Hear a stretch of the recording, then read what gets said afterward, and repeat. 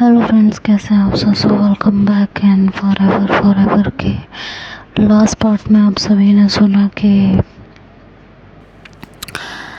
श्री ने कहा कि क्या बुराई है ऐसा करने में, और कोई चारा है। शीतल ने कहा तुम्हारा दिमाग खराब है, मैं किसी की पत्नी के साथ कोई रिश्ता नहीं रखूँगी।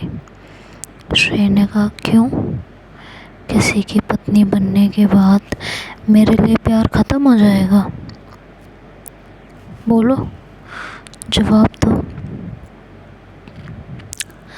शीतल ने बड़ी गौर से श्री को देखा और कहा ऐसा हो पाता तो अच्छा होता,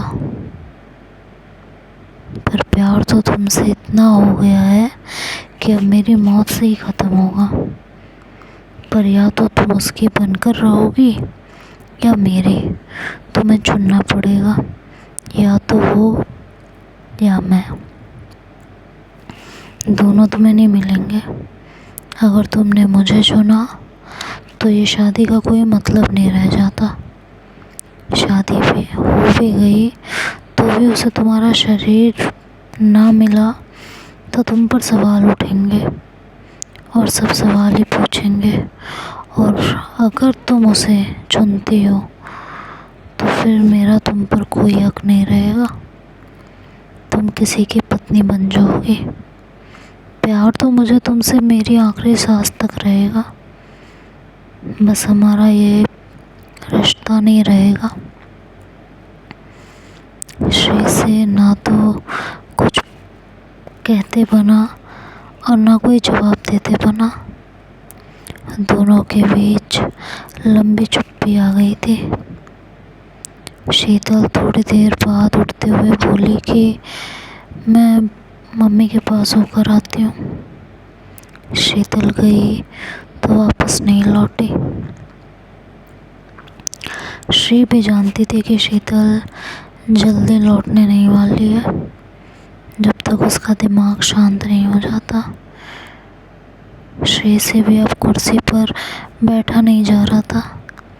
एक तो थकी हुई थी, शरीर में कमज़ोरी भी थी और बैठे बैठे कमर दर्द होने लगी थी। तो उठकर उसी जगह लेट गई जहाँ शीतल सोई हुई थी। तकिए से उसके शैम्पू की महक आ रही थी। श्री ने तकिया उठाया और ज़ोर से सीने से खींच लिया। लेटे लेटे वो शीतल की कई बातें सोच रही थी। कि ठीक ही तो कहा उसने। जब जब शीतल ये टॉपिक उठाती थी मैं हमेशा टाल जाती थी। अब एहसास हो रहा है कि जब भी शादी की बात छिड़ती थी मैं हमेशा बहाना ही बनाती थी कि अभी नहीं करनी। मैंने कभी ये नहीं कहा कि मुझे शादी करनी ही नहीं है। क्यों कहती थी मैं ऐसा? शायद पापा का दिल नहीं दुखाना चाहती थी, या फिर मुझे हमेशा से सजना संवरना पसंद था। बचपन में किसी दुल्हन को देखकर सोचा करती थी कि एक दिन मैं भी ऐसे ही दुल्हन बनूंगी, सजूंगी संवरूंगी, गहने पहनूंगी और कितनी सुंदर लगूंगी। शायद ये भी एक वजह हो सकती है। दूसरे ही पल दिल ने कहा कि स्वार्थी तो तुम हो ही। अपना शौक़ पूरा करने के लिए शीतल के दिल को ठेस पहुंचा सकती हो। और फिर खुद को ही जवाब दिया, मैं उससे प्यार करती हूँ, कैसे दिल तोड़ सकती हूँ। उसे दर्द होता है तो मुझे भी होता है। यह सोचते सोचते श्री की आंखें भीगने लगी थी। आंसू आंखों के किनारे से बहकर नीचे तकिया भिगोने लगे थे। मन ही मन सोचने लगी थी कि तो क्या करूं, ना तो शीतल को छोड़ सकती हूँ ना ही अपने परिवार को। शायद इसी वजह से जब भी शीतल कुछ कहती थी मैं टाल जाती थी।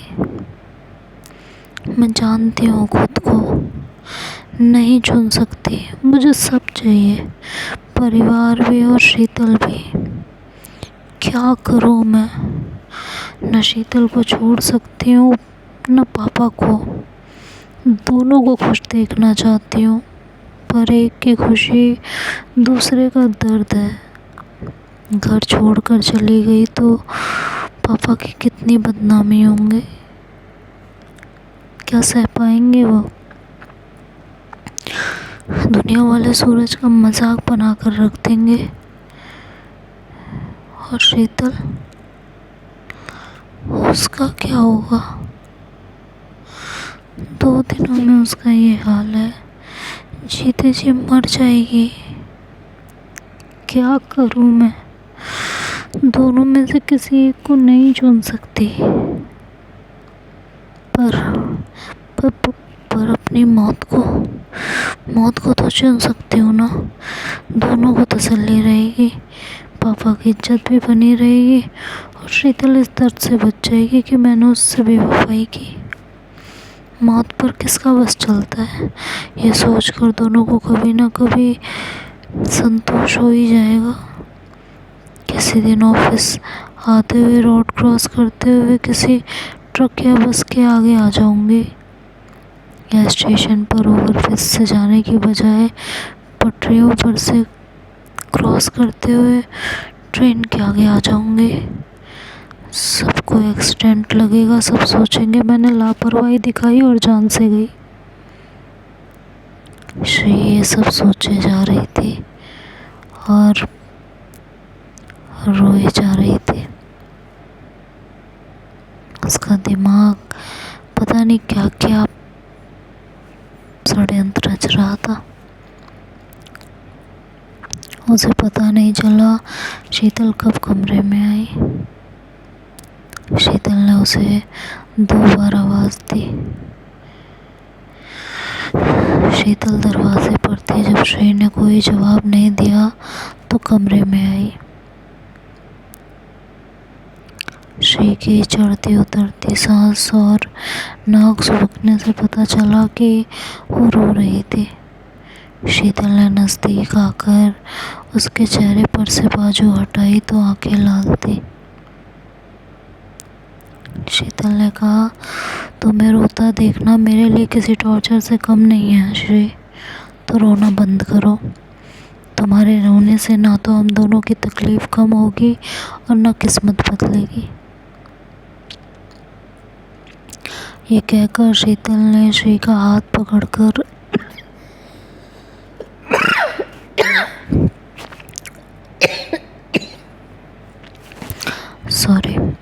ये कहकर शीतल ने श्री का हाथ पकड़कर उसे उठाना चाहा, पर नहीं उठा सकी। बुखार ने उसे तोड़ दिया था, ताकत ही नहीं बची थी। हांफते हुए बोली, उठ जाओ यार, मुझे तुम्हें उठाने की ताकत नहीं है। बाहर मम्मी पापा बुला रहे हैं खाना खाने के लिए।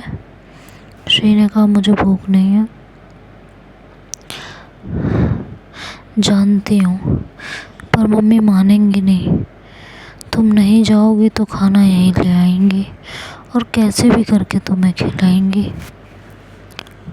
इससे अच्छा है वहीं चलो, कम से कम उनके सवालों से बची रहोगी। वो यहाँ आएंगी तो दुनिया भर के सवाल पूछेंगी। अब उठो, कपड़े देती हूँ, चेंज कर लो।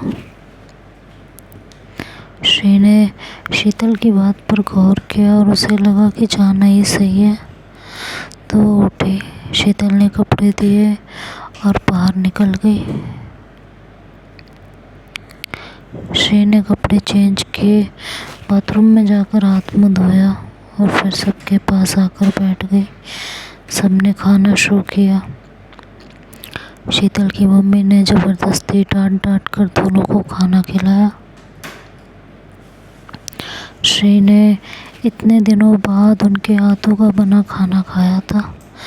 उनके हाथों का खाना श्री को पसंद भी बहुत था। इतने दिनों में आज उसने ढंग से खाना खाया था। खाने के बाद श्री और शीतल ने मम्मी के साथ मिलकर किचन का काम समेटा। फिर शीतल टीवी देखने लगी। मम्मी और श्री भी वहीं थे। थोड़ी देर बाद मम्मी ने उठते हुए कहा कि तुम लोग भी जाकर सो जाओ, सुबह ऑफिस जाना है। शीतल ने कहा अभी थोड़ी देर में बंद कर देती हूँ। श्री जो उठकर जाने को थी, फिर वो वहीं बैठ गई। शीतल ने टीवी का वॉल्यूम ज़रूर कम कर दिया था। श्री शीतल के उठने का इंतज़ार कर रही थी, पर शीतल मूवी देखने में बिजी थी। श्री पूरे दिन की थकी थी, उससे अब बैठा भी नहीं जा रहा था, पर वो उठ के कमरे में नहीं जा रही थी। उसे शीतल से बात करनी थी, और अगर वो पहले कमरे में गई तो बिस्तर पर लेटते ही नींद आ जाती। उसे मालूम था कि उसे इग्नोर करने के लिए ही शीतल यहाँ बैठी है, नहीं तो अब तक वो कमरे में होती। आखिर श्री ने कह ही दिया, शीतल मुझे नींद आ रही है, तो जाकर सो जाओ, मुझे तुमसे बात करनी है। अभी भी कुछ बचा है क्या कहने को? बहुत कुछ है। मुझे अब कोई बात नहीं करनी, जो कहना था कह चुकी हूँ। मेरा मूड भी नहीं है। अभी मूवी देख रही हूँ। मूवी मुझसे ज़्यादा ज़रूरी है क्या? श्री चिल्ला कर बोली थी। शीतल ने कहा चिल्लाओ मत, मम्मी पापा साथ के कमरे में सो रहे हैं, और तुम्हें मैंने 2 ऑप्शन दिए हैं, जब तक तुम उसमें से एक ना चुन लो, कहने के लिए कोई बात ही नहीं है। श्री ने कहा मैं नहीं चुन सकती। दोनों की नज़रें मिले। शीतल ने कहा फिर कुछ बचा ही नहीं है। श्री ने कहा मैं तुम्हें नहीं छोड़ सकती, और ये शादी करना मेरी मजबूरी है। तो फिर ठीक है, अपना फ़र्ज़ निभाओ। तुम मजबूर हो तो मैं भी मजबूर हूँ। शीतल मैं तुम्हारे बिना नहीं रह सकती, बहुत प्यार करती हूँ तुमसे। जो प्यार करते हैं वो इस तरह धोखा नहीं देते श्री। इन दोनों रास्तों के सिवा एक और रास्ता है, और अब लगता है वही ठीक रहेगा। शीतल ने कहा कौन सा? श्री ने कहा बहुत धीरे से कहा मौत। और ये कहकर वो श्री कमरे में चली गई। शीतल बहुत देर तक बैठी श्री की बातें सोचती रही, जो उसने शाम को कही थी, अपने घर पर कही थी, और मरने के बाद भी। बैठे बैठे थक गई तो कमरे में आकर बिस्तर पर लेट गई। श्री शायद सो चुकी थी। लेटे लेटे शीतल बस सोच रही थी, और न जाने कब उसे भी नींद आ गई। सुबह शीतल की आँख खुली तो श्री वहाँ नहीं थी। शीतल उठकर बाहर आई तो पापा ड्राइंग रूम में बैठे चाय पी रहे थे। उसे देखकर बोले बुखार तो नहीं था ना रात को? नहीं पापा। तो ऑफिस जाना है? शीतल ने कहा सोच तो रही हो चली जाऊँ। जाओ फिर, तैयार हो, नहीं तो लेट हो जाओगे। शीतल वहाँ से उठी, जाकर किचन में देखा तो श्री मम्मी के साथ काम करवा रही थी। कुछ पल उसे देखती रही और फिर हट गई। कमरे में आकर कपड़े लिए और तैयार होने चली गई। तैयार होते हुए उसे श्री का मम्मी के साथ काम करने वाला सीन याद आ रहा था। शीतल को हमेशा महसूस होता था जैसे वो इस घर की बहू हो। आज उसे अपने लड़की होने पर बहुत अफसोस हो रहा था। सोच रही थी कि यार अगर मैं लड़का होती तो आज ये दिन ही नहीं आता। श्री शायद इस घर की बहू ही होती। तैयार होकर शीतल किचन में पहुंची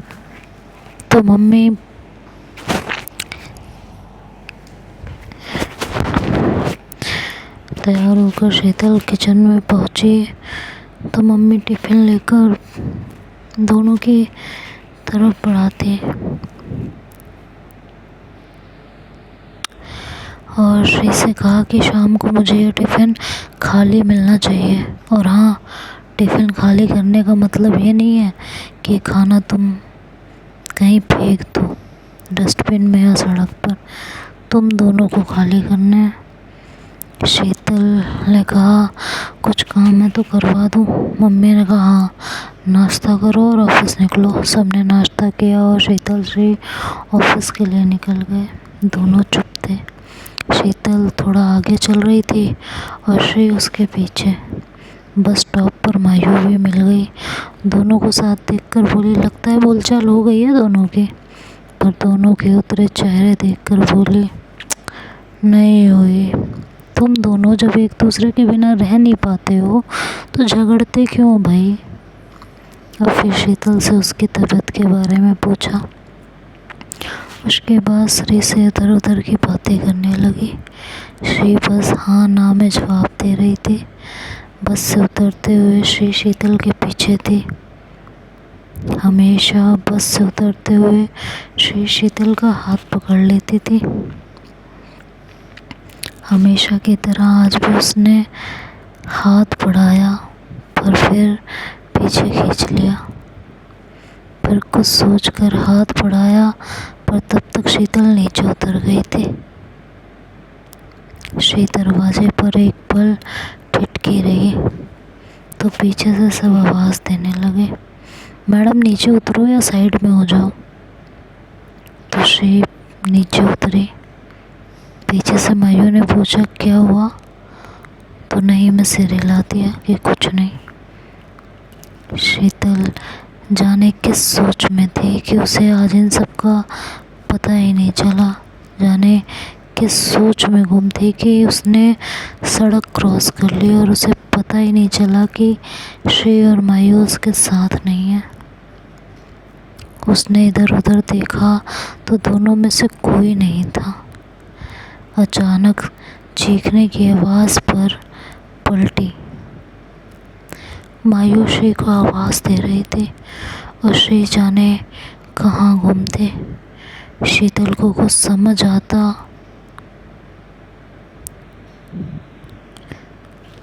इससे पहले श्री सड़क पर गिरी हुई थी और गाड़ी बिल्कुल उसके ऊपर थी। श्री को गिरते हुए देखकर शीतल को लगा जैसे उसकी जान ही निकल गई हो। वो अपनी जगह से दौड़ी। तब तक लोगों ने गाड़ी वाले को पकड़ लिया था। कोई उसे अंधों की तरह गाड़ी चलाता है तो कोई उसे पुलिस में देने की बात कर रहा था। वो बार बार बोल रहा था कि मेरी कोई गलती नहीं है, ये अचानक सामने आ गई, मैं तो हॉर्न दे रहा था। शीतल और मायू ने श्री को देखा तो वो बेहोश थी।